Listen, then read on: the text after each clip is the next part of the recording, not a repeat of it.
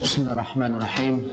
Alhamdulillahirabbil alamin. Wassalatu wassalamu ala sayyidil anbiya'i wal mursalin wa ala alihi thayyibin tahirin wa ashabihil muntajabin. Wa pada ibu-ibu, assalamualaikum warahmatullahi wabarakatuh. Kuliah kita ini disebut praktek-praktek tasawuf. Walaupun yang kita lakukan hanya menjelaskannya saja. Jadi prakteknya dilakukan oleh bapak-bapak dan ibu-ibu di tempatnya masing-masing. Kita sebut itu praktek-praktek tasawuf karena cara-cara itulah yang lazim dipergunakan oleh semua aliran tarekat, kalau tasawufnya mengikuti tarekat, atau semua orang yang menjalankan tasawuf dalam rangka mendekatkan diri kepada Allah Subhanahu wa Ta'ala, menjalankan praktek-praktek itu. Seperti kita ketahui, praktek-praktek tasawuf itu seringkali diwarnai oleh kebudayaan setempat. Praktek tarekat Rifaiyah misalnya di Banten agak berbeda dengan Rifaiyah yang dijalankan di Timur Tengah. Salah satu praktek-praktek tasawuf dari tarekat Rifaiyah misalnya ialah berkeliling dari kampung ke kampung, mengadakan pertunjukan yang luar biasa, yang kemudian kita kenal sebagai acara debus, ketika mereka menampakkan kekuatan-kekuatan supranatural dengan zikir-zikir mereka. Debus seperti itu tidak kita temukan pada tarekat Rifaiyah di Timur Tengah misalnya. Tetapi atau praktek-praktek tasawuf juga dipengaruhi oleh guru tasawuf yang mengajarkannya. Kalau ibu dan bapak ikut tarekat Maulawiyah yang bersumber pada Jalaluddin Rumi, maka kita akan diajari untuk berzikir dengan menari-nari sambil berputar-putar. Bisa berjam-jam kita berputar-putar tanpa merasakan kelelahan apapun, tenggelam di dalam zikir itu.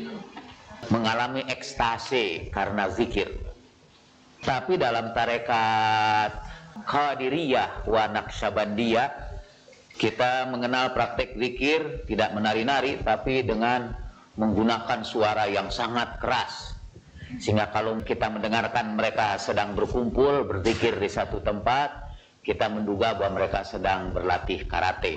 Tetapi pada tarekat Naqsyabandiyah misalnya, yang katanya sekarang ini dianut oleh kebanyakan orang-orang Chechnya dan kaum muslimin di Asia Tengah, seperti Azerbaijan, Tajikistan, Uzbekistan, zikir itu malah harus dilakukan dengan suara yang sangat perlahan-lahan, yang mereka sebut zikir khafi. Jadi kita lihat perbedaan praktek-praktek tasawuf itu.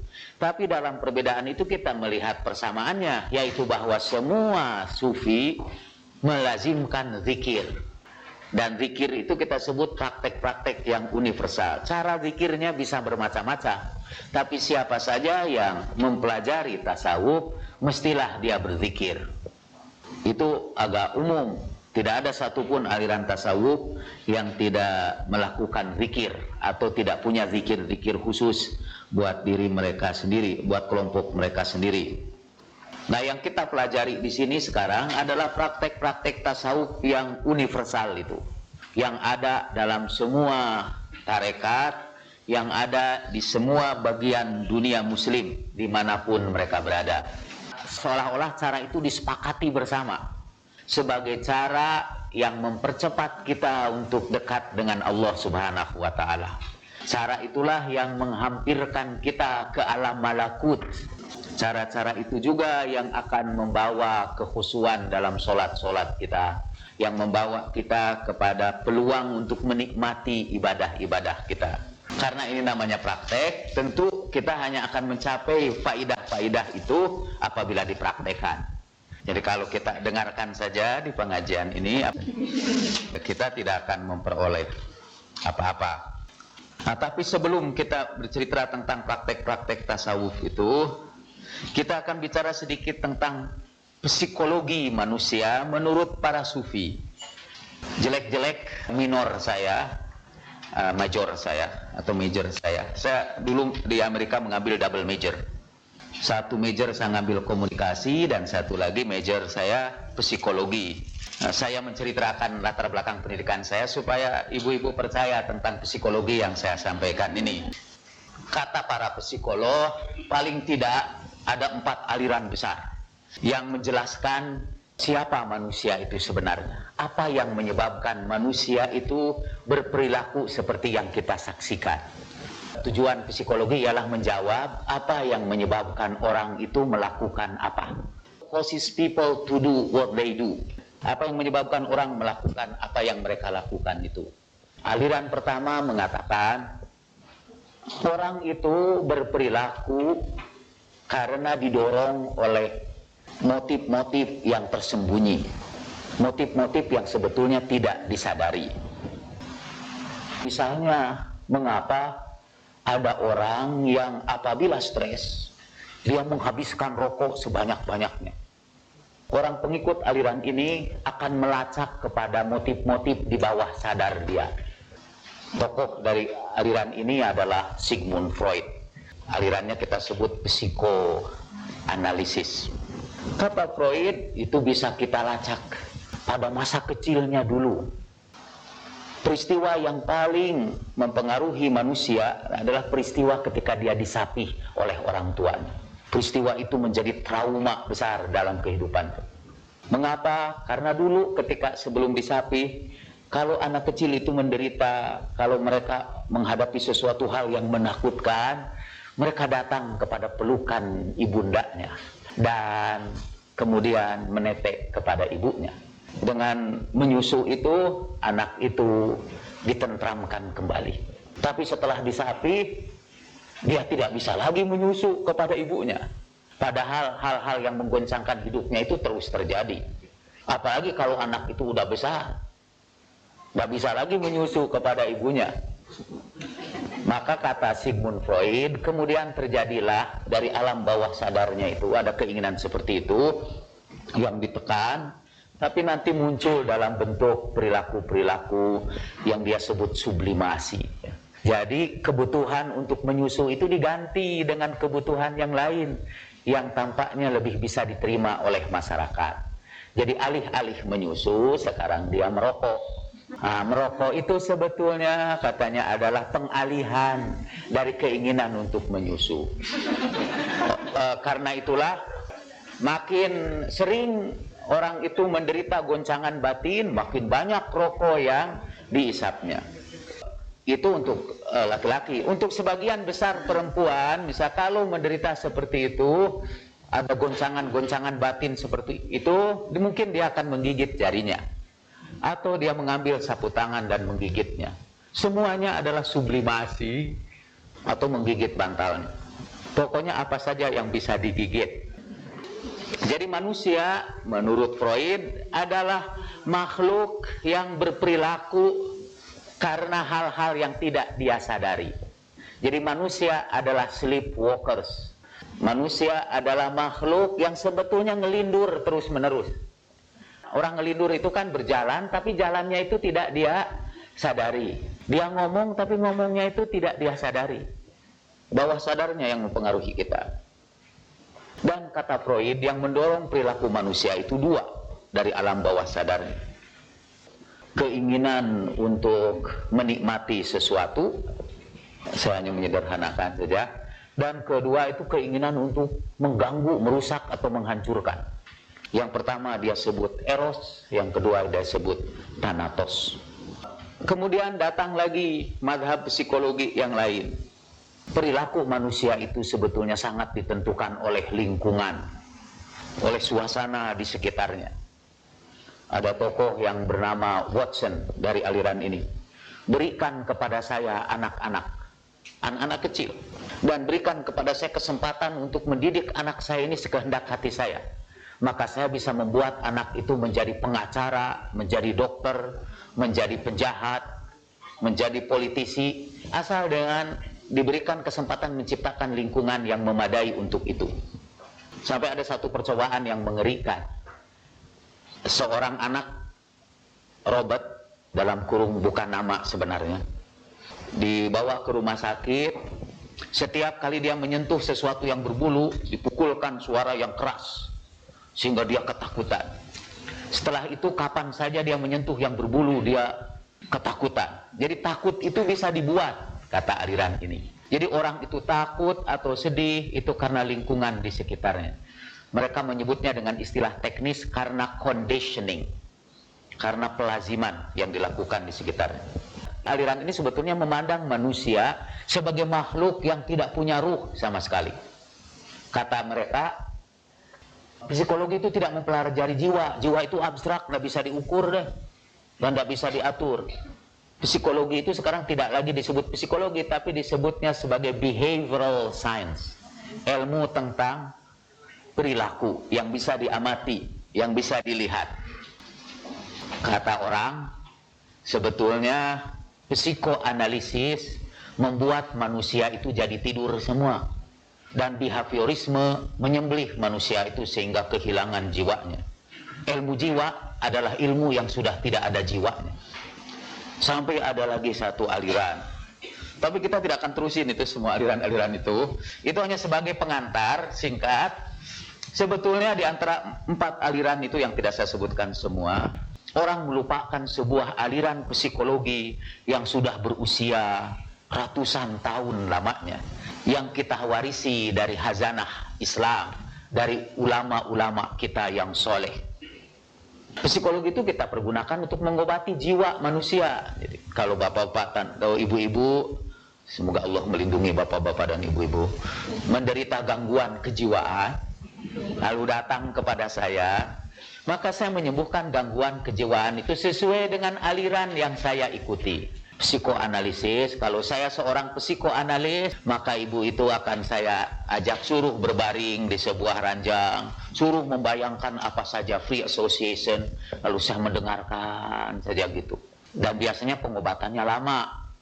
Untuk menghilangkan kecemasan saja kita mengobatinya 3 tahun paling sedikit. Cemasnya udah hilang sebelum 3 tahun ya. Silangnya sebetulnya bukan karena psikolognya, karena memang waktu. Kemudian kalau saya seorang behavioris, saya akan menggunakan teknik-teknik pelaziman. Kalau ibu itu atau bapak sangat takut kepada api, saya bawalah setiap hari dilatih untuk melihat api. Saya nyalakan api sampai meledak di hadapan matanya. Dibiasakan terus-menerus. Nanti jadi api tidak menakutkan lagi. Kalau ibu atau bapak ini takut bicara di mimbar, di depan umum, gampang sekali, paksa aja setiap saat suruh ke depan, ditarik-tarik. Kalau ada orang menderita yang disebut akrofobia, ya, takut pada tempat-tempat yang sangat tinggi, dibawa aja ke tempat suruh jalan, gitu. Suruh jalan sampai dia menggetar ketakutan. Nanti akhirnya terbiasa juga. Jadi kalau ada istri yang sangat takut suaminya itu menikah kembali, ya nikah lagi aja. Nanti dia tidak akan takut lagi.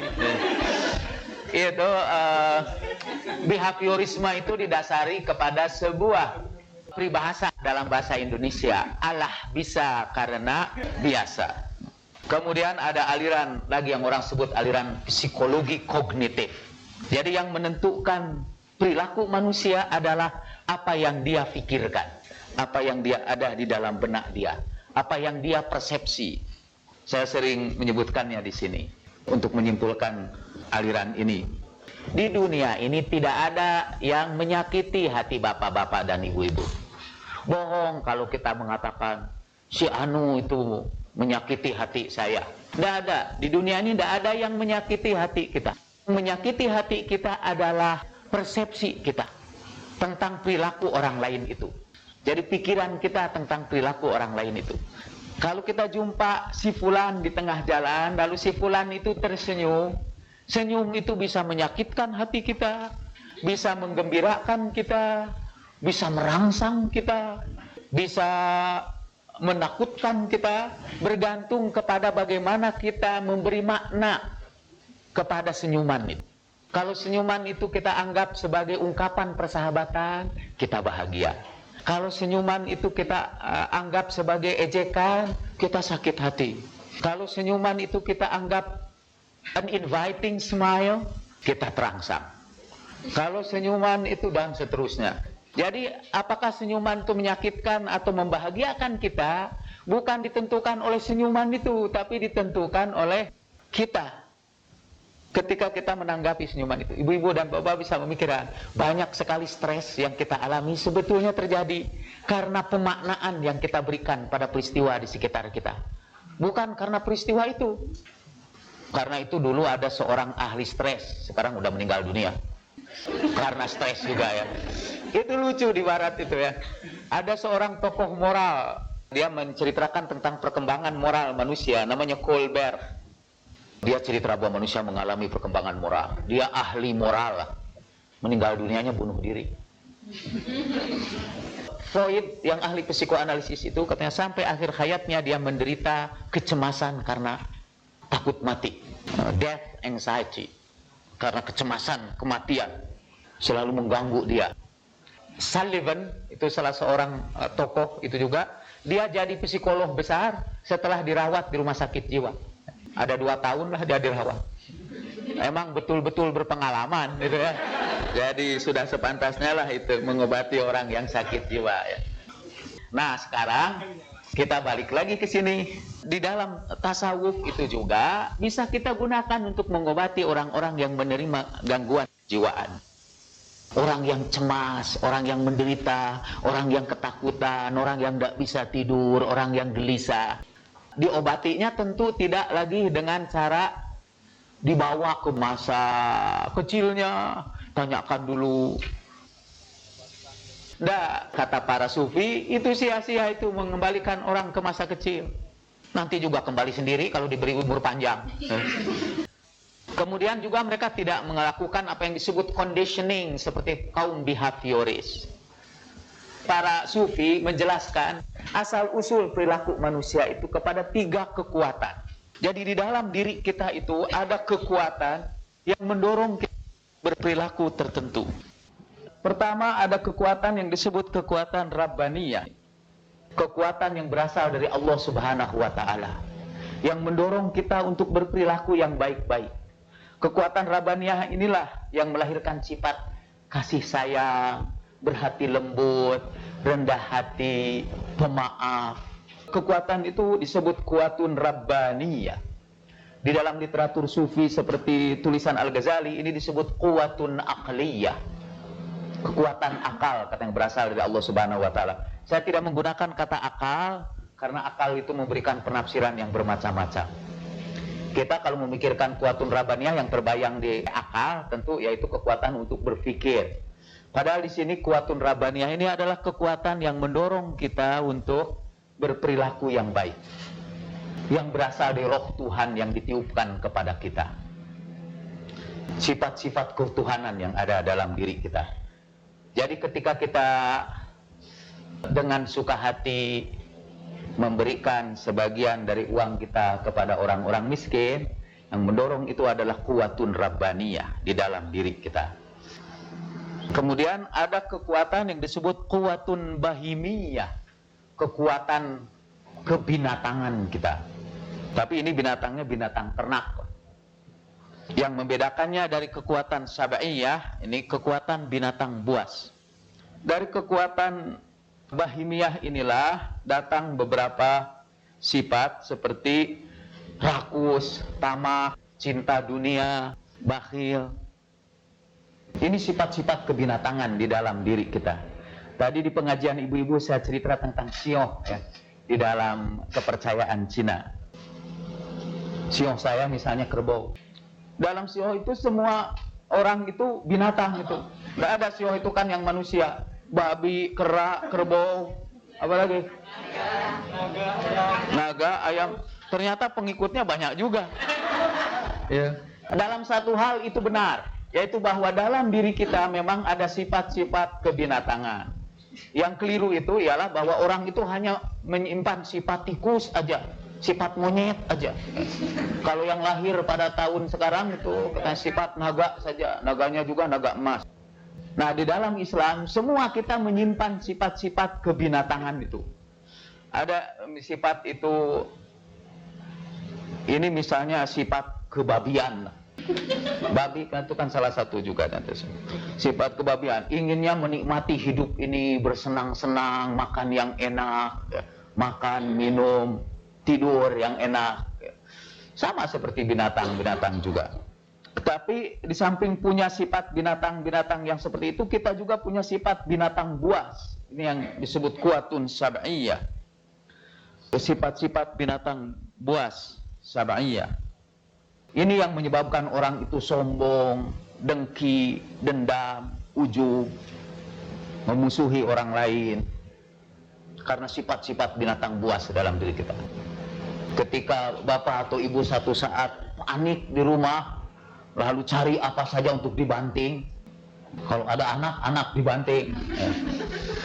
Ada radio dibanting. Ada televisi dibanting. Itu sebetulnya yang sedang berkuasa adalah kekuatan binatang buas di dalam diri kita.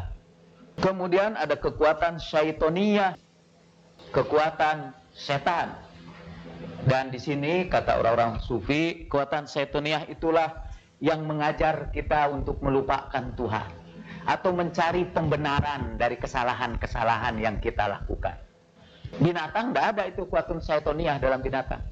Binatang tidak pernah mencari pembenaran untuk perbuatannya yang salah. Karena seluruh perbuatan binatang tidak dinilai salah dan tidak dinilai benar. Hanya manusia itu yang mampu memberikan pembenaran atas kesalahan yang dia lakukan. Kalau dia itu ulama, maka dia akan mengeluarkan ayat-ayat Al-Quran dan hadis untuk membenarkan dosa yang dia lakukan. Seperti cerita santri laki-laki yang kesasar masuk ke pondok. Masuk situ malam-malam. Semua santri perempuan itu sedang tertidur lelap. Tentu kalau tidur gitu tidak menyadari lagi apapun yang terjadi pada dirinya. Si santri laki-laki itu melihat aurat di situ. Akhirnya segera dia mengucapkan, "Auzubillahi minasyaitonir rajim." Tapi sambil dilihat lagi. Lama-lama tertarik juga. Cobalah dia sentuh salah satu yang ada di situ itu yang paling dekat, warung yang terdekat. Dia sentuh dan keluar juga itu ayat Al-Quran. Innallaha ghafurur rahim. Sesungguhnya Tuhan itu maha pengampun dan maha penyayang. Ya. Jadi diteruskanlah perbuatan dosa itu karena ada pembenarannya bahwa toh Tuhan itu masa dosa cuma segini aja.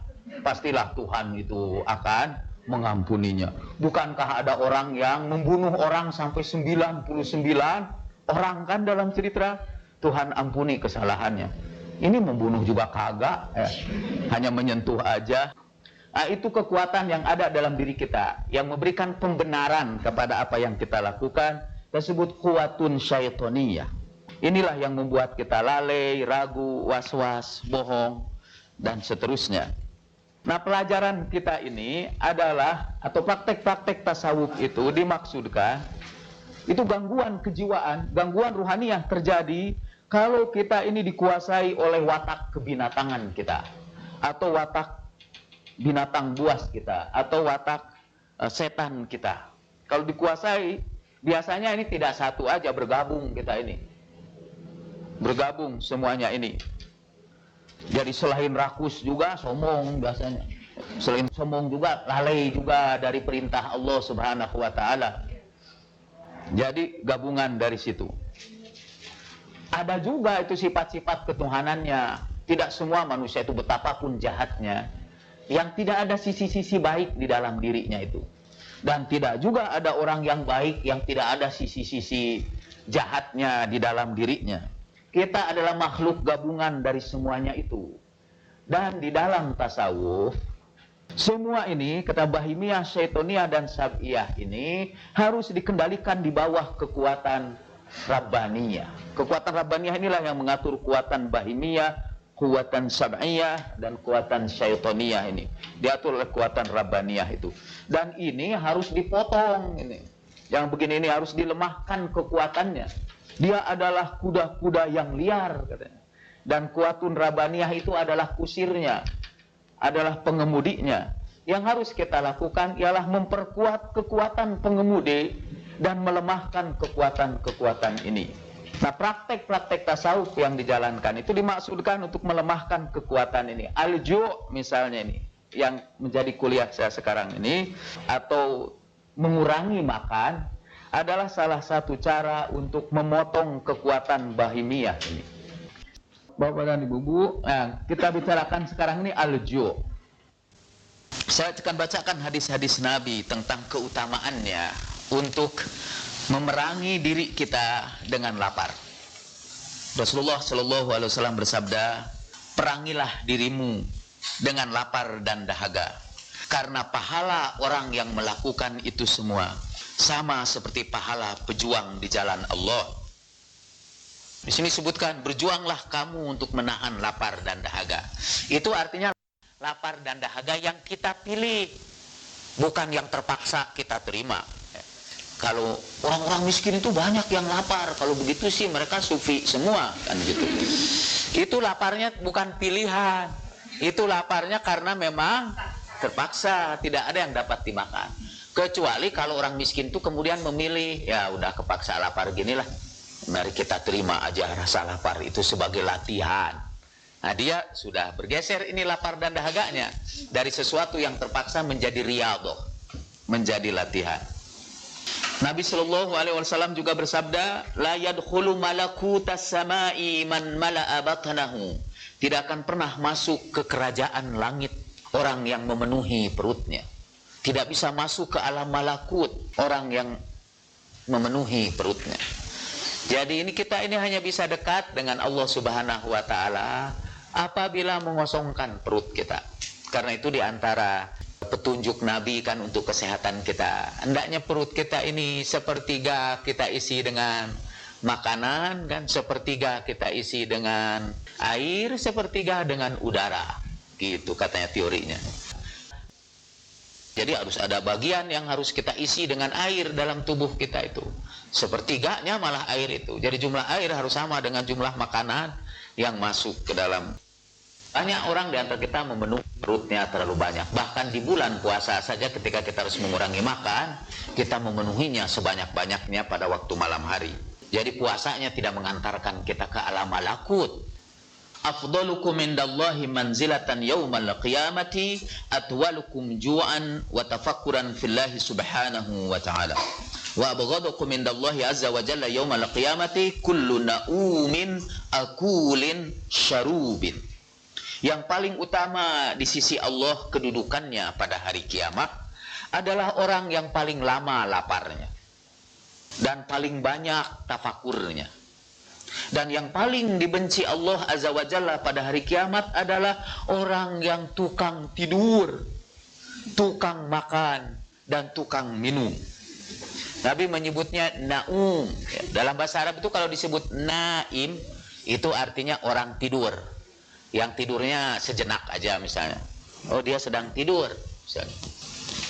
Kana naiman, dia sedang tidur.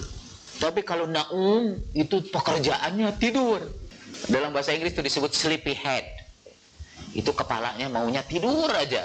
Dalam bahasa Jermannya tekaup ningali banta. Itu. Nah, itu orang yang kata Rasulullah Shallallahu Alaihi Wasallam adalah orang yang paling dibenci di sisi Allah Azza wa Jalla pada hari kiamat adalah orang yang kerjanya tidur, makan, dan minum saja. Dalam hadis yang lain, saya masih baca hadis-hadis itu semua dimuat dalam Ihya Ulumuddin Al-Ghazali ini juz ketiga, halaman 72. Inna Allah yubahi al-malaikata biman qalla mat'amuhu wa masrabuhu fi dunya. Yaqulullahu ta'ala unzuru ila abdi ibtalaituhu bit'ami was-sarabi fi dunya fasabara wa tarakahuma ishhadu ya malaikati ma min aklatin yada'uha ila abadaltuhu biha darajatin fil jannah. Nah, itu beberapa hadis tentang keutamaan mengurangi makan itu. Kepada Siti Aisyah Rasulullah berpesan, "Hei Aisyah, sering-seringlah kamu mengetuk pintu surga." Siti Aisyah bertanya, "Bagaimana saya harus mengetuk pintu surga?" Rasulullah berkata, "Ketuklah pintu surga itu dengan lapar dan dahaga." Nah, sekarang ini menurut psikologi sufi. Apa akibatnya kalau kita ini mengurangi makan? Kalau kita mengurangi makan itu, kita akan menjernihkan hati kita, membeningkan, jamkan otak kita. Dia akan bisa memantulkan cahaya apabila cermin itu bersih, akan bisa memantulkan cahaya. Ada syarat supaya cermin itu bisa memantulkan cahaya. Kalau saya tidak salah kata Al-Ghazali, syaratnya 3. 1, harus bersih, harus bening. Walaupun ada cahaya di sini dan bersih, tapi tidak menghadap cahaya, tidak akan memantulkan cahaya itu. Katanya itu syarat yang kedua. Syarat yang ketiga, saya lupa lagi.